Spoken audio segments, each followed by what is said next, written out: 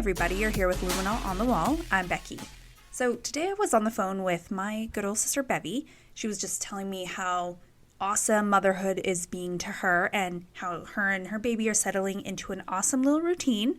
And from the sound of it, I think Bev is probably going to be coming back pretty shortly here. Now, I could be reading into things a little bit too much, and she's probably sitting there listening to this podcast being like, Becky, what the F? Why would you tell them anything like that? But I can hear it in her voice. It is only a matter of time before she is sitting across from me listening to, well, all the crazy stuff that we talk about. So with that being said, let's get into the case. Now, I'm going to warn you, this case may be a little unsatisfying to listen to for all you little true crime junkies out there. And the reason why is because I think this is the first case that we are covering where I'm not even sure if there was a crime committed. Now, this is not normally our MO. We tend to like the gruesome, gory details, but you're going to leave this kind of scratching your head and you're going to have to make up your own mind as to really what happened. So pay attention to the details, and for the love of God, let me know what you think about this case. So today we are heading to the other side of the world, to Jakarta, the capital of Indonesia. This is a city where tradition meets modern life in a whirlwind of culture, traffic, and energy. It is a vibrant melting pot of over 10 million people, rich with flavor, diversity, and a rhythm all on its own. Now, a woman named Mirna Salihin was born in 1988 to fairly wealthy parents in Jakarta, Indonesia. She had a twin sister named Sandy. And to be honest, I couldn't find too much about the family from their younger years. But what I do know is that Mirna eventually went to Billy Blue College of Design in Sydney, Australia. And while in school, she became close with a couple friends who also were from Indonesia, one of them being a girl named Jessica Wongso. The two bonded quickly over their shared roots in Jakarta. Now, after graduating, Mirna moved back to Jakarta with her boyfriend, Arif Samarko, while Jessica stayed behind in Australia. And although the two women remained friends, they did drift apart, only seeing each other sporadically. Now, by 2015, they were both off doing their own thing. Mirna was living the dream. She was a wealthy socialite, she was hardworking, successful, and by late 2015 was planning her dream wedding to her long-term boyfriend, Arif. Now, Jessica was still in Australia. She was working with the New South Wales Ambulance Department as a graphic designer and was also in a relationship. Now, closer to the end of 2015, Jessica's mental health was kind of on the decline. So for the holidays, she decided that she was going to head on over to Jakarta, kind of reset, refresh. While in Jakarta, Jessica reconnected with Mirna and another mutual friend named Hani. The three of them had made plans to meet up on the evening of January 6, 2016 at Cafe Olivier in the Grand Indonesia shopping mall. Now, this cafe was fairly prestigious, and it was absolutely beautiful. It has plants everywhere, so much natural light. It was just really nice, and it was known for its elite clientele and strict dress code. Now, on January 6th, around 3:30 p.m., Jessica was seen on CCTV camera arriving at the cafe. But she left 2 minutes later. She was extremely early, so she decided to go and do some shopping while she waited. Around 4:14, Jessica returned to the cafe with shopping bags in hand, and at 4:18, she had sat down and ordered some drinks before the others arrived. She had ordered a Vietnamese iced coffee for Mirna, who was known to be completely obsessed with coffee. And apparently, this Cafe Olivier had Vietnamese iced coffees to die for. And then Jessica also ordered 2 cocktails, an old-fashioned and a Sazerac. By 4:24 p.m., the drinks were served.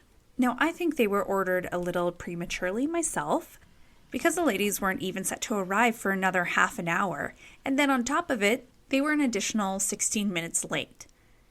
and they didn't end up sitting down until 5:18 p.m. that day. And almost immediately, Mirna took a sip of her iced coffee, and on CCTV camera, she was seen waving her hands near her mouth, and she told Hani it tasted strange and pushed it over to her and was like, smell it. And within a couple minutes, you can see on the CCTV camera that Mirna's head kind of cocks back in her seat. She starts struggling to breathe. Her friends report that she started foaming at the mouth and then began to convulse. You can begin to see the panic on Mirna's friends. Hani visibly is panicked. She's calling out to Mirna, trying to wake her up, kind of shake her. And when this happens, the staff from the cafe rush over to help. And they collectively pick up Mirna and move her to the ground. And they are all kind of under the assumption that she's having an epileptic attack. Now, from a different angle, the CCTV footage shows Hani is like full distress mode and is doing everything she possibly could to help her friend. She then calls Mirna's brand new husband, Arif, and she tells him what's going on. Now, because everyone thought that Mirna was just having a seizure, they assumed that it would calm down, but it was rapidly getting worse. And during this time, the staff from the cafe began to notice something kind of odd. Jessica wasn't helping. She wasn't really doing anything other than standing there and just watching this chaos unfold. Then, seemingly out of nowhere, Jessica turned to the manager and asked, "What did you put in her drink?" Now, that comment raised some eyebrows. No one had even considered the possibility that something might have been wrong with the drink at that point. They assumed it was just a medical episode. So the manager continued talking to Jessica and got a really weird vibe from her because she was oddly defensive for seemingly no reason. And this whole interaction with Jessica just didn't sit right with the manager. So she decided to take the iced coffee from the table to the back of the cafe and check it out. When she smelled it, she said it reeked kind of like glue and something rotten. And when she brought it to the bartender who had made it, he noticed the color of the coffee looked kind of off. It was far more yellow than normal, and he described it as looking like turmeric. And he also noticed that it smelled weird. Now, the two employees kind of panicked because their initial thought was, had they accidentally poisoned one of their customers? So the bartender quickly double-checked all the ingredients that had gone into the coffee, and individually, each of them looked and tasted perfectly normal. So nothing really added up. By this point, Mirna was in pretty rough shape. She was taken out in a wheelchair and rushed to the hospital. Her friends and family arrived not too long after, only to be met with the devastating news that Mirna was pronounced dead. Everyone was in complete shock. How could this have happened? You know, Mirna was young. She was seemingly healthy, and she had only just sat down a couple minutes before, where she seemed quite normal. So at the hospital, Mirna's father was so confused, and he was desperate for answers. He started questioning Hani and Jessica, and when he learned about the suspicion around the iced coffee, he himself asked Jessica and Hani what they had to drink. Now, Jessica told him that she only had mineral water, but that wasn't true. And although this was a pretty small lie, Mr. Eddie, Mirna's father, felt something was off. Jessica's behavior just wasn't sitting right with him.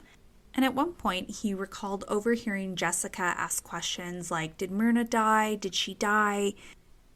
Mr. Eddie also claimed that he heard Jessica say, was I the one who killed Mirna? Now, like I mentioned at the very beginning, there's a lot of controversy in this case, and to this day, you don't really know what actually happened. So take what Mr. Eddie said with a grain of salt, but in interviews, he claimed that is what he heard. So 3 days later, on January 9th, after Mirna's family had left the hospital, they were headed towards the funeral home to begin their painful planning. However, the police arrived around the same time and told them that they suspected that Mirna had been poisoned and needed to do an autopsy. Now, initially, Mirna's mother, Santi, said don't let them touch Mirna's body, but the police explained to the family that if Mirna was poisoned, then they needed an autopsy to help the case. And eventually, the family agreed and they took Mirna's body away, back to the hospital. The following day, on January 10th, Mirna's family had arranged her funeral, and that same morning, the police called Mirna's father to let him and the family know that Mirna had died from cyanide poisoning. She had traces of cyanide in her stomach, and after testing, it appeared that her coffee had been spiked with a large amount of cyanide. At that time, Mr. Eddy was also informed that they already had a suspect. Now, this case almost immediately blew up across Indonesia and most of Asia due to its notoriety. It's not every day that a wealthy socialite is murdered, especially with cyanide. Now, typically in the past, cyanide was used as a form of chemical warfare.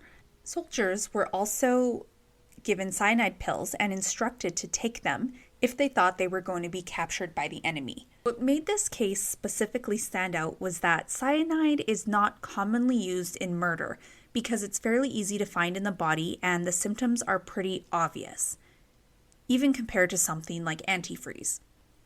It's also hard to get your hands on as an average Joe.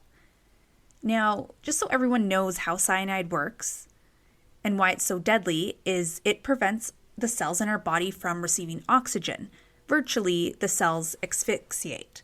Now, that's a super basic explanation, but obviously our bodies need oxygen to live, and so this has an effect on our whole body. Ultimately, our bodies will go into convulsions, our skin will turn cherry red, and organs will fail. And in high doses, it causes death in minutes. Due to its dangerous properties, it's on the list of the top 10 most poisonous substances on Earth. So given the circumstances, this investigation moved rather quickly. The police had gone to the cafe, they ran through the CCTV footage, and they spoke with the staff and witnesses. And after everything, they came up with their suspect. It was Jessica Wongso, the same suspect as Mr. Eddy himself. What made the police suspect Jessica initially was the three women had planned to meet at 5 p.m. that evening, but based on the security footage from the cafe, police knew that Jessica was extremely early, like an hour and a half early. So we know she went and did a bunch of shopping, and then she returned to the cafe with shopping bags in hand and was seated at the booth. At 4:18, she orders the drinks for herself and her friends, which, as I said, was a little premature. It was still 40 minutes before anyone was set to arrive. After she ordered, she got up and was seen walking around the cafe, and we're not really sure what she was doing, but it seemed like she was looking around, scouting the place out. And on several occasions, she seemed to make direct eye contact with the security cameras. And then she went and sat down. Now, the one thing I do want to point out about this cafe is that it is high end. There are a lot of rich people that hang out there. There are local celebrities that hang out. So was Jessica maybe seeing if she could see any celebrities or people she knew? Or was she scouting out the cameras like they thought? Either way, she went back and sat down. Then a couple minutes later, at 4:24, the drinks were brought to the table. Now, from another security camera angle, she was seen positioning the shopping bags in front of the drinks, blocking them from the camera's view. Investigators found it odd that Jessica would have placed her shopping bags on the table in the first place, because why not on the booth bench? And, I will agree with them. The bench, probably where I would leave them myself, not on the table. But everyone's a little different, and maybe that was just her normal place to put stuff down. I don't know. So after they go through all the footage, they speak to the bartender and the manager, and it was determined that all the ingredients that had been used in the iced coffee seemed normal and not contaminated. And because of that, investigators felt that they could narrow down the timeline when the drink was spiked. And that must have been some time from when the drinks were brought to the table, but before Mirna and Hani arrived at the cafe. This meant that only Jessica would have had that opportunity to put cyanide in the coffee. And because she hid the coffee behind her bags, that's when she must have done it. Now, this was nothing but a theory because there was not a single camera angle where you could confirm that's what happened. But either way, by January 30th, 2016, the police felt that they had enough evidence supporting Jessica Wong-So's guilt. The police made their way to the hotel that Jessica had been staying at while in Jakarta and arrested her for the premeditated murder of Mirna Salihin. In the hotel room, they noticed Jessica had all her belongings packed as if she was about to leave. Now, one can only assume that she was getting ready to head back to Australia, where she lived and where her family lived. Now, the media caught wind that Jessica was arrested, and they were already at the police station when they arrived. Jessica maintained her innocence, but it seemed like she really enjoyed the spotlight. She was smiling and laughing for the cameras, and she didn't really seem to grasp the seriousness of the situation. So when people saw that on the news, it came across as really arrogant and evil. And going into her trial, most people already thought that she was guilty. Now, this trial was an absolute media sensation. The trial was covered 24 hours a day on 14 different TV stations across Indonesia. The courtroom and the streets were filled with people, and because of how chaotic and sensationalized this case was, it was highly compared to the OJ trial. Now, after Jessica was arrested, her family hired one of Indonesia's top-tier defense lawyers named Otto Hasibuan. Not long after, the preliminary trial began in June of 2016.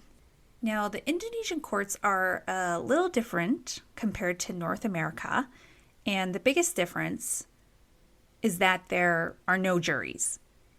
Each case has a prosecution and a defense. They both argue their sides to 3 judges who will determine if the defendant is guilty or not. And they will also dictate the sentencing. Now, this trial was long. It went on and on for almost 6 months in total. In a trial this long, you would probably expect to see a really solid lineup of physical and circumstantial evidence, but this case was purely circumstantial. And hearing the details, it really failed to prove beyond a reasonable doubt that Jessica was guilty of this crime. Now, one of the biggest missteps of this case, and I think one of the biggest problems in this case, was when Dr. Slamet, who was in charge of the autopsy, testified that Mirna had gastric injuries in her stomach due to corrosive material. They had done a toxicology screening test which confirmed that she had cyanide in her stomach. But when Jessica's lawyer asked if he had done an autopsy, he said no. There was no autopsy performed. And the doctor was asked why not. And his explanation was that the police had told him not to do it. However, in the case file, there was a letter from the police requesting an autopsy. And the question is, did he just fail to do his job? Or had the police told him not to? Now, you can imagine this is a huge problem because there is no way to rule out any other cause of death. And this may have provided some insight because Mirna's first toxicology test, which had only been done 70 minutes after she died, had no cyanide in her system.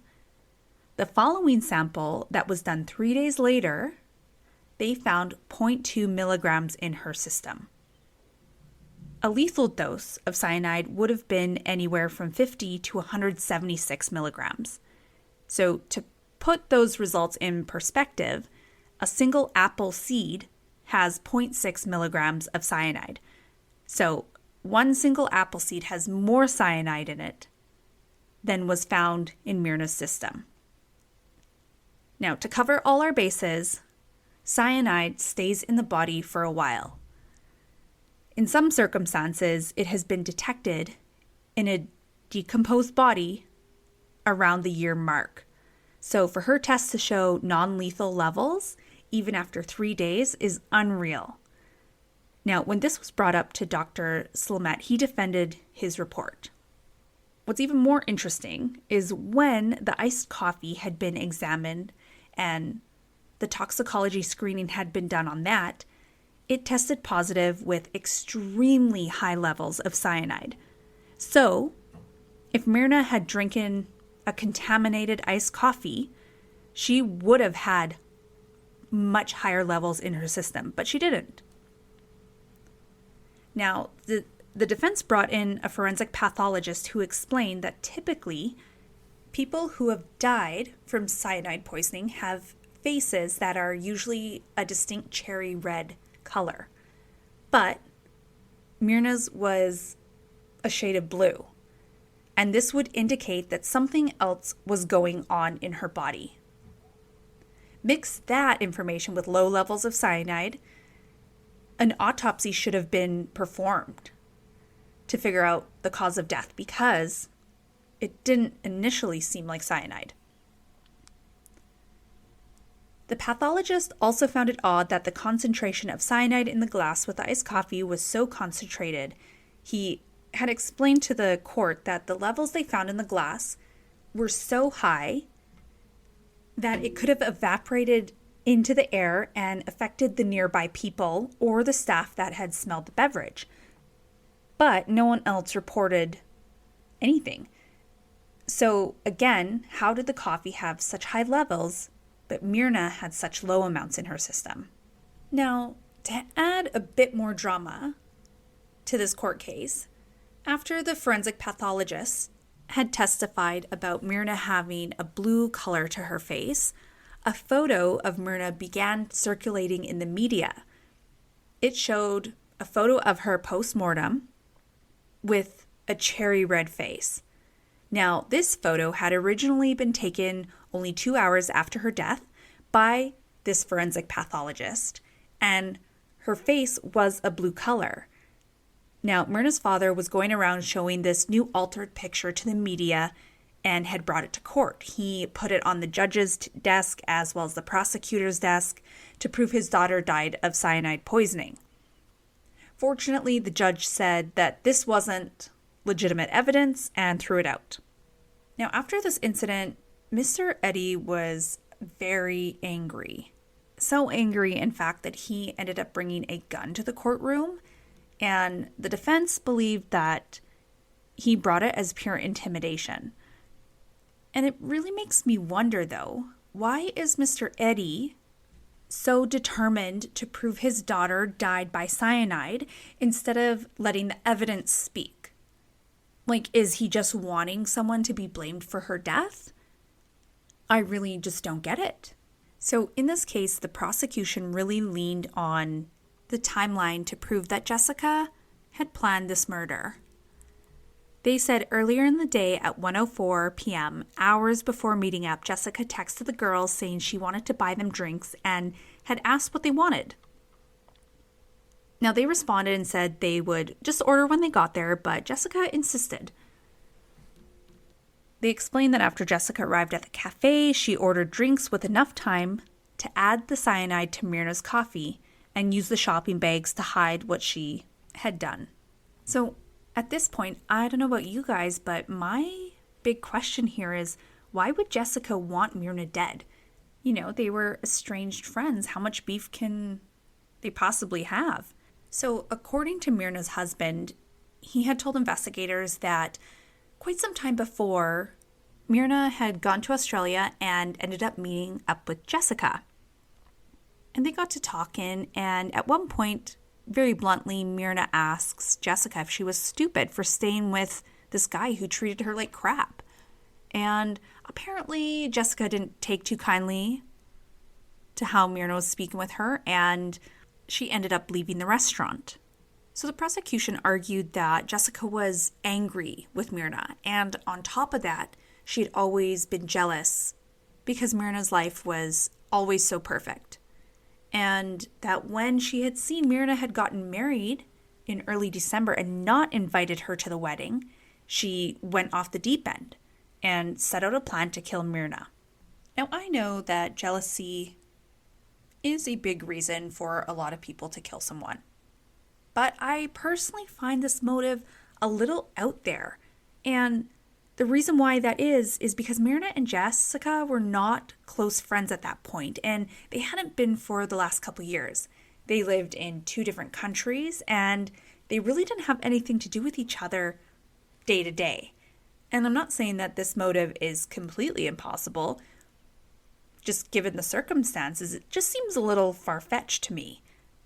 But then you start to hear more about Jessica's past in Australia. The months leading up to Mirna's death, Jessica's mental state was not the greatest. She had been hospitalized 5 times for attempted suicide and suicide risk. She was drinking lots. She had crashed her car into a seniors living facility where she had gotten fairly injured because of it. Fortunately, all the seniors were safe, and it was more her who got damaged. During that same time period, Jessica's boss, Christy Carter, was basically watching Jessica's life unravel. Her behavior was more erratic and dangerous. It seemed like she had 2 very distinct sides to her. Based on her attitude, the hatred she seemed to have, and a general craziness, Christy thought that Jessica had 2 completely split personalities. On top of that, Christy had been on the receiving end of Jessica's poor behavior. She had received death threats from Jessica stating in an email, "You have to die and your mom should too." And one time while Christy went to see Jessica in the hospital, Jessica had told Christy she wanted to go home. And she wanted to because the staff there were treating her like she had just killed someone. She then said if she wanted to kill someone, she'd know the exact right dose. During that time frame, things kind of got weird between Jessica and her Australian boyfriend. She was kind of starting to scare him, and because of that, he had taken out a restraining order against her. He stated that he was very fearful of her and what she might do to him or herself. On top of that, 2 days after Jessica learned about Mirna's wedding, she was fired from the New South Wales ambulance service. And so you can imagine what state she's in at that moment in time. And hearing all that, it did seem a bit more plausible that Jessica may have snapped after seeing Mirna had gotten married. But at the same time, this was just a theory, and there was no evidence to support that Jessica had snapped or had any ill intention while in Jakarta. So after bringing to light Jessica's previous struggles, the prosecution brought in an expert in empirical studies who claimed Jessica was a bad person and that she was also a psycho-narcissist with a split personality. This expert claimed he had become an expert by watching and studying facial expressions and features from American films. Now, because of her history, everyone just ate this up, and even though there's no scientific validity behind this madness had gone on for months, and despite there being no hard evidence supporting Jessica Wongso's guilt, she ended up being found guilty of premeditated murder and was sentenced to 20 years in prison. After sentencing, Jessica spoke directly to the judges. She said that she did not accept the verdict, or the sentence for that matter. It seemed completely biased, and the evidence was poor. Her lawyer completely agreed. He believed Jessica was framed or blamed for a crime she did not commit, and every time he brought new evidence forward, he was cut off and wasn't allowed to mention it in the trial. Which is bullcrap, let's be real. And besides murder and really horrible things like that, there is nothing worse than someone having to go to jail for a crime they did not commit. And to not allow evidence to prove someone's innocence in court is just wrong. Now, after everything that was mentioned in this trial, I personally am left with a couple questions, and big questions. that I would need answered before I could find anyone guilty. Number 1, where did Jessica get the cyanide from? What was the real cause of death? And how was Jessica's mental health at the time of the crime and during the trial? Because no real psychoevaluation was ever done to determine what her mental state was at any moment. Now, on top of the questions I have and all the ridiculous testimony from apparent non-experts, there was also some really shady things that went on behind the scene. Now, apparently there was footage of the police entering and exiting the cafe that had been permanently deleted. Some of the first things I thought when I heard that was about the high level of cyanide in the coffee. Had it been planted there, because it wasn't inside Mirna's body, that's for darn sure. Then, before the trial had started, the manager who had smelt the coffee and the bartender who had made the iced coffee both had met with Mr. Eddie, Mirna's father, before the trial. When they were asked in a Netflix documentary why they had met with Mr. Eddie, the bartender said, "It was so long ago, I don't remember." He then said, "I guess we had met about the case, about telling the truth, being consistent, and not to be afraid." Then the manager said she was afraid to say the wrong thing. So if they were just reporting what they had saw or seen that day and their experience, why would they need to talk or be reminded about telling the truth and keep it consistent? I don't understand that. Other than maybe someone's lying or fibbing a story, trying to frame Jessica. I don't know. Those are the options. There are also some shady things about Jessica. And one of them was the day Mirna was pronounced dead, Jessica had sent Sandy, Mirna's twin, an article about a case where someone was poisoned by cyanide in their coffee. She had also called and asked Sandy what the lab test results were. Now the question is, was Jessica a concerned friend and wanting to help the case? Or, was she taunting Sandy? Who knows? After Mirna died, Jessica was acting weird and was not immediately questioned or searched, which is a failure on the police. Let's be real. She wasn't searched or questioned until 3 days later. She did not have any cyanide on her. The clothes she had been wearing that day, she had asked her housekeeper to get rid of them and burn them, and they were never found. In her most recent interview, Jessica said that she was fat at the time and her pants or her clothes had ripped, so she had no use for them any longer, and that's why she asked the housekeeper to get rid of them. Either that's brutally honest, or you're hiding something, but they'll never know. So a couple years ago, Netflix came out with a documentary called Ice Cold: Murder, Coffee, and Jessica Wongso. I've watched it several times, and I think this series was a very biased film. To be honest, it seemed to focus a lot on Mirna's father and what he deemed to be the facts. What's interesting is that some of the people that have spoken about this case on the documentary, who had come at it from a purely educational purpose and had no relation to the case or investigation, noticed huge discrepancies in how the police investigated this case and how the justice system was able to find a woman guilty of murder without a single piece of hard evidence.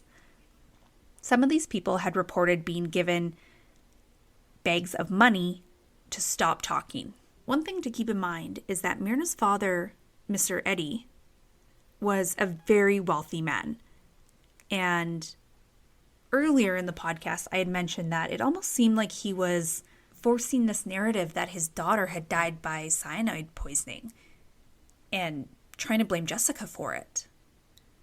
Now, I feel like this is almost in line where people are being bribed to stop talking about anything that contradicts Mr. Eddie's narrative. Now, maybe I'm being cynical. I don't know. Maybe I'm looking too much into it, but does it not seem weird? Anyways, let me move on before I really go into a deep conspiracy here. So eventually, Jessica used all her appeals and was denied. But in kind of a surprising turn, in August of 2024, Jessica Wong-So was released after only 8 years in prison for good behavior. Which, if you're a murderer, like, that doesn't happen. But also, I'm not from Indonesia, so maybe things are different. I don't know. She will be on parole until 2032.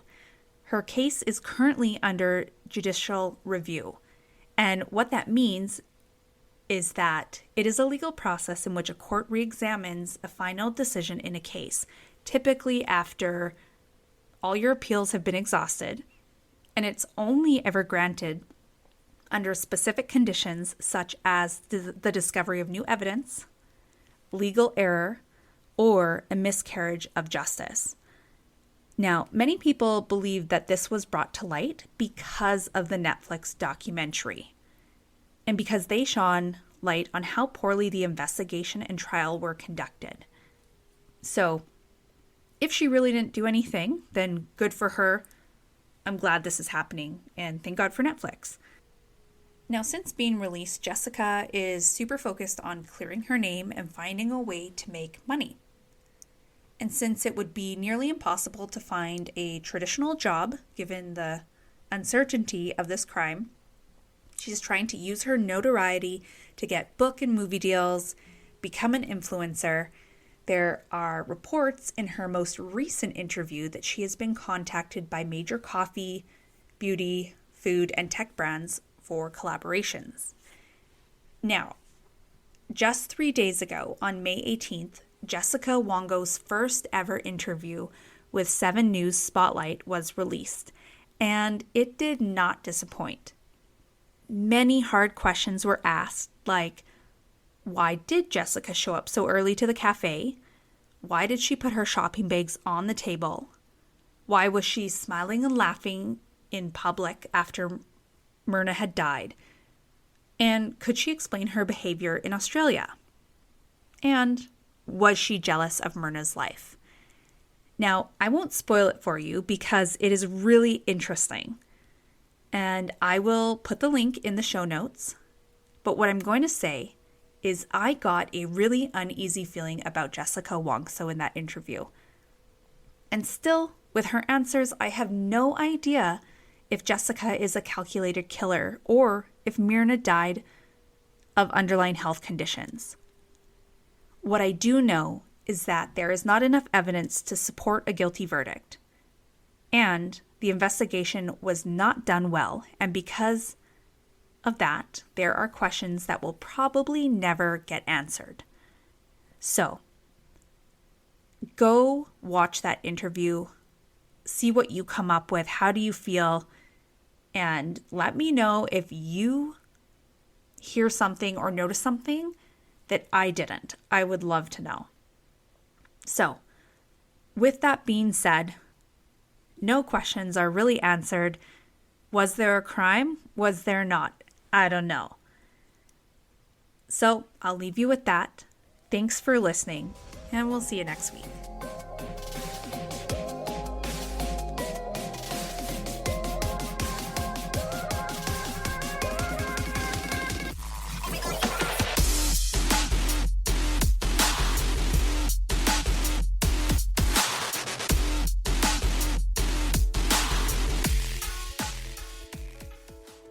And just your weekly reminder to download our weekly episodes, follow us on Spotify or Apple Music or whatever streaming platform you listen to us on, and give us a follow on our social medias. You can find us at Luminol on the Wall. Can't wait till next week.